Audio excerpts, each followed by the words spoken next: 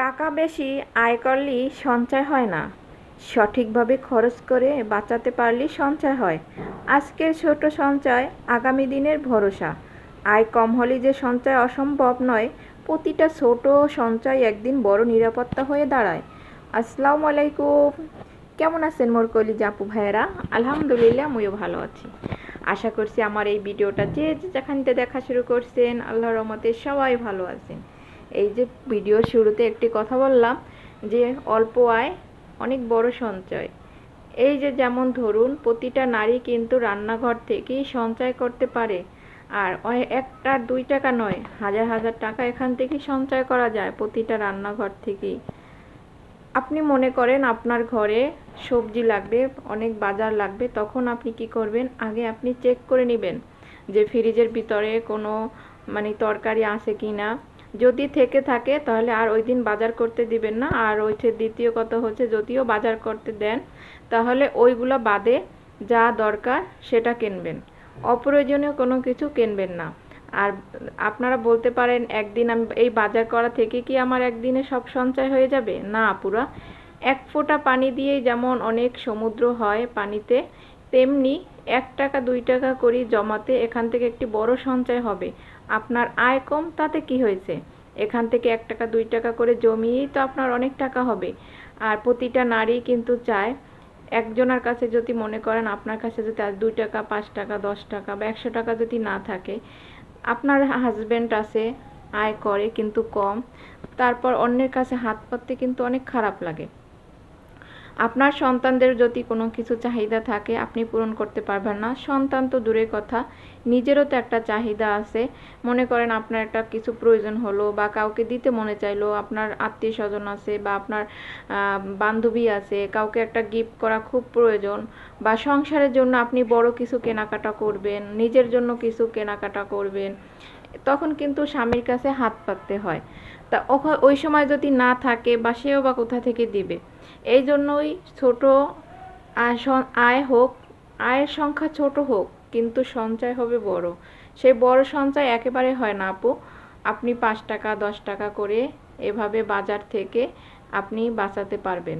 আর এখান থেকে আমি যে 5 টাকা বললাম, 5 টাকায় যে বাঁচবে তা না, এর বেশিও টাকা আপনি রাখতে পারবেন। যখনই আপনার ঘরে দেখবেন কোনো তরকারি লাগতেছে, বা এখন বাজারে যাবেন, আপনি করেন বা আপনার হাজবেন্ড করুক, যেই বাজারটা করুক না কেন, আপনি তখন আগে ঘর চেক করে নেবেন যে ঘরের ভিতর কোন বাজারটা আপনার প্রয়োজনীয়, যেটা আপনার দরকার, যেটা আছে ওইটা কিনবেন না, ওইটা আগে খাবেন। ওইটা রান্নার রেসিপি লাগলে দেখে নেবেন যে কিভাবে রান্না করলে তাড়াতাড়ি স্বাদ হবে বা মজা হয়। একটা রান্নারে কিন্তু অনেকভাবে করে কিন্তু এটা স্বাদ ভিন্ন ভিন্ন আনা যায়। ঠিক তেমনি আপনি আপনার ঘরে যা সবজি আছে ওইগুলো আগে বাছাই করে তারপর নেবেন। তারপর আপনি বাজার লিস্ট ধরে করবেন। ওই লিস্ট অনুযায়ী আপনি যে বাজারগুলো করবেন, আপনার ঘরে যেটা দরকার প্রয়োজনীয় শুধু সেটুকুই করবেন, এর বাহিরে কিছুই করবেন না। আর যে সবজিটা সিজনালি সবজি, ওটাই কেনার চেষ্টা করবেন। সিজন ছাড়া যে সবজিগুলো ওঠে ওগুলো না কিনবেন, কারণ ওখানে দাম অনেক বেশি নেয়, আর ওটার স্বাদও কিন্তু তখন অত ভালো হয় না। তাই আমি মনে করি সিজন অনুযায়ী সবজি খাবেন, আর ওটা স্বাদও পাবেন, আর আপনার সঞ্চয়ও থাকবে। আর আপনি প্রতিদিন কি সংসারে রান্নাঘরে, আর কি আজকে রান্নাঘরের কথা বললাম, আপনি রান্নাঘরের জন্য আজকে কি কি কেনাকাটা করলেন, যদি আপনার দায়িত্বে থাকে সংসারের সবই, তাহলে আপনার ঘরে রান্নাঘরের জন্য আজকে কি কি কেনাকাটা করলেন একটা লিস্ট করে নেবেন। এবং ওই লিস্টটা আপনি মাস শেষে হিসাব করবেন যে প্রতিদিন আপনার রান্নাঘরে কত টাকা খরচ গেল। ওই হিসাব ধরে আবার সামনে মাসে চেষ্টা করবেন এর চেয়ে কমিয়ে আনার জন্য। সব কিছুতে একটু হিসাব যদি করেন, দেখবেন আপুরা, আপনি রান্নাঘর থেকেই অনেক হাজার হাজার টাকা আয় করতে পারবেন। এই যারা ইনকাম না করে, আমাদের মতো যারা গৃহিণী, বাহিরে যারা আমরা কাজ না করি, তারা এই রান্নাঘর থেকেই ছোট ছোট করে জমিয়ে অনেক বড় একটা সঞ্চয় করতে কিন্তু আমরা পারি। তা ভিডিওতে শুরুতে কথাগুলো আপনাদের কেমন লাগলো অবশ্যই কমেন্টে কিন্তু জানাবেন। এখন কিছু আমি বারান্দায় আসছি, এখানে কিন্তু আমার এই মরিচ গাছগুলো একবারে মরে গেছে, পাতা একবার শুকনো হয়ে গেছিলো, পরে পানি দিতে দিতে কিছু পাতা আর কি হয়েছে, জ্বালাইছে। তা ওখানে হয়েছে যে ছোট ছোট ফুল করা নিছে, এখন আবার হয়তো মরিচ ধরবে। তা আশা ছাড়তে হয় না, কোনো কিছুরই কিন্তু আশা ছাড়তে হয় না। আপনি যত আশা করবেন, সেটা যত্ন নেবেন, অবশ্যই সেটা আপনি পাবেন।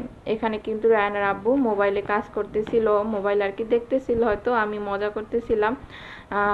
মাঝে মধ্যে মজা করতে বেশ ভালোই লাগে আসলে।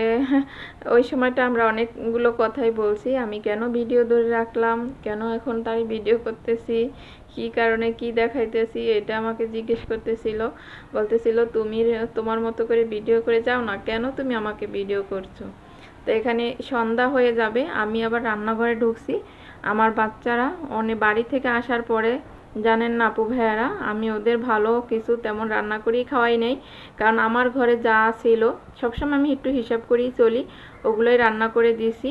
পরে আমার ছেলে আজকে রাগ করছে, আম্মু তুমি আমাদের কিছুই ভালো করে রান্না করে খাওয়াও না। পরে ফ্রিজ চেক করে দেখি, তাই কথাগুলো মনে পড়লো।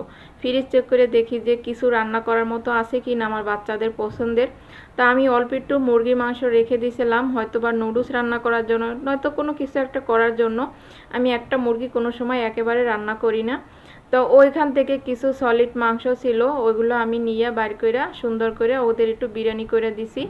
তো ওরা এত মজা করে খাইছে যা বলার মতো না।